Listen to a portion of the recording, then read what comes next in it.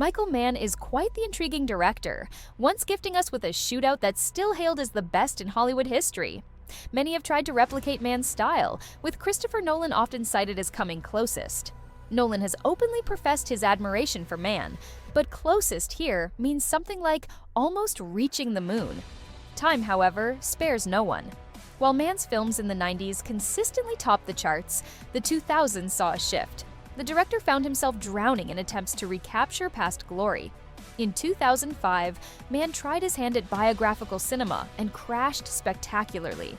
Deciding to return to the crime genre that initially made him famous, he released Collateral in 2004, starring Tom Cruise and Jamie Foxx. The film restored faith in Mann, both for audiences and Hollywood studios.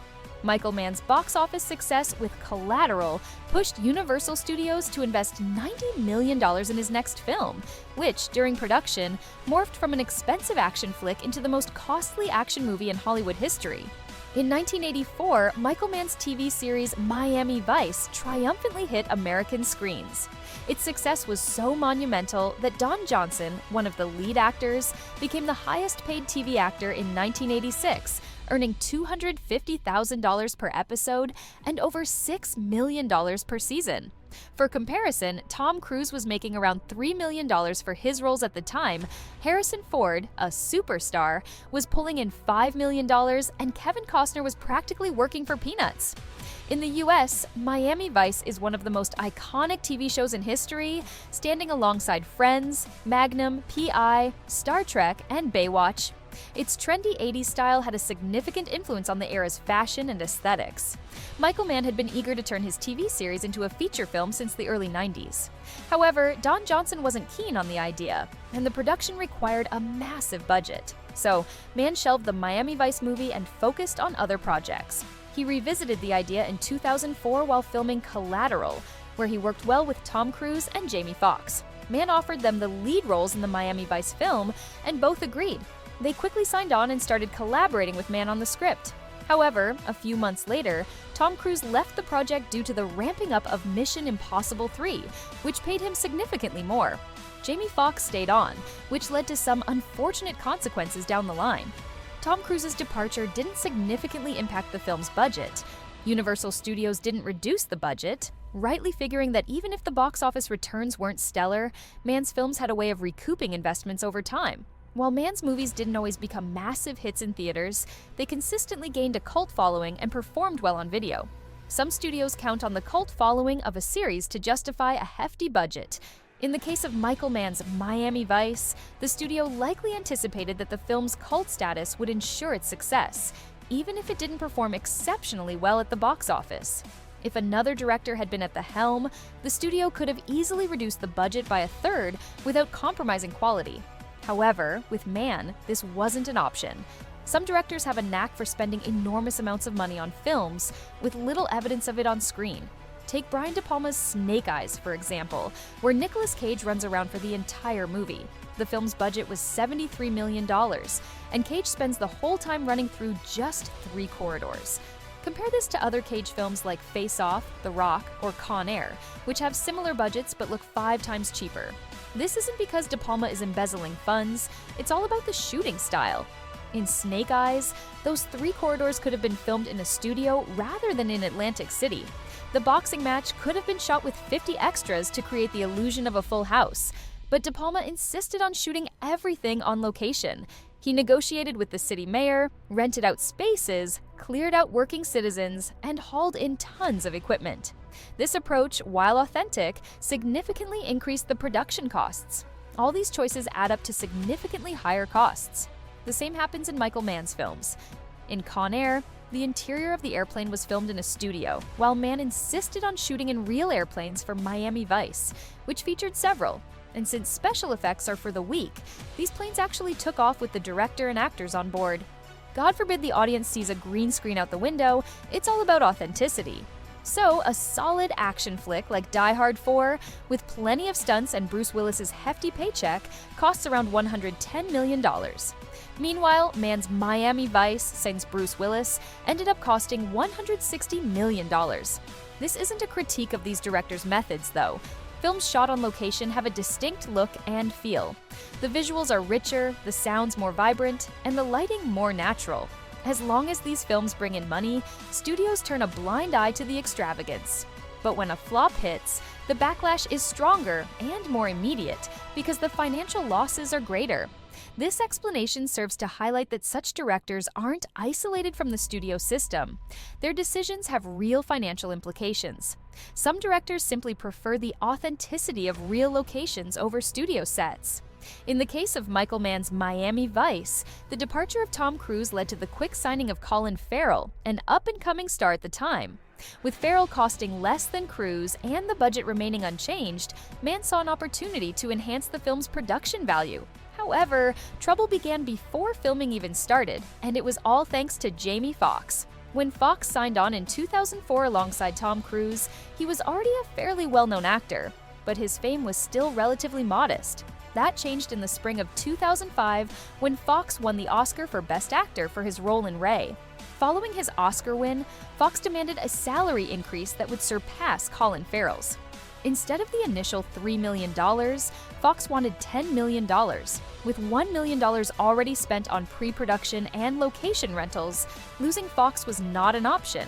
However, the studio agreed to raise the film's budget to $95 million, which still wasn't enough to meet Foxx's demands, putting the entire production at risk.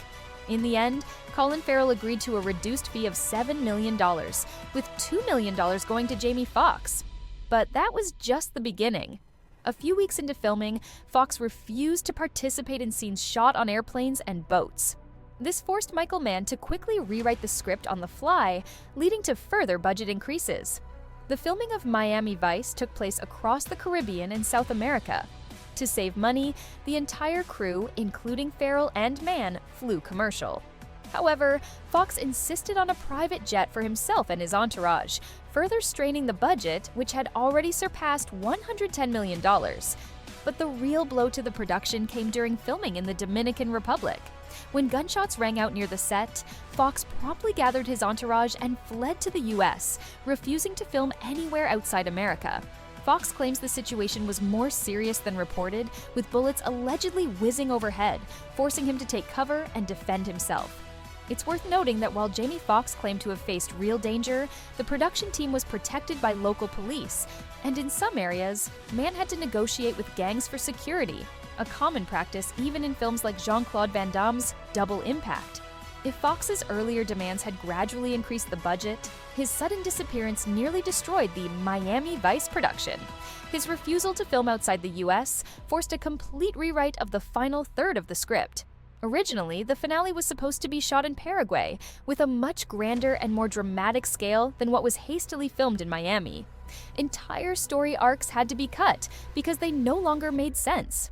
The crew reportedly grew to despise Foxx, who often arrived late to set with his large entourage, earning him the nickname Diva.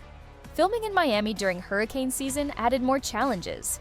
One day, a pane of glass from a skyscraper fell near the car where Farrell and Foxx were sitting. After that, Foxx refused to film in windy or rainy conditions. Colin Farrell, on the other hand, was widely praised for his professionalism.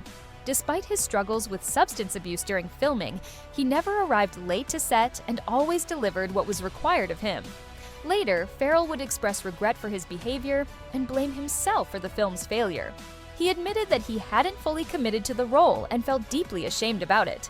It was after Miami Vice that Farrell checked into rehab and significantly reduced his drinking.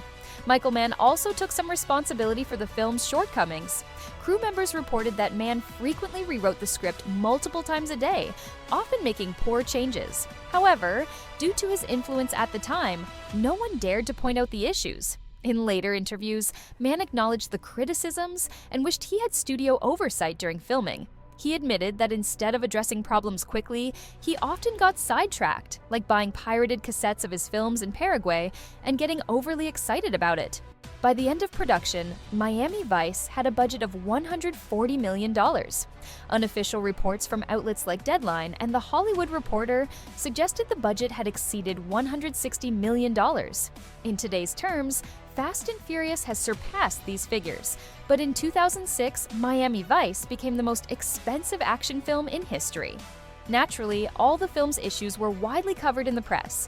In 2006, Miami Vice was the media's favorite punching bag, so its box office failure came as no surprise. Globally, the film grossed only $164 million.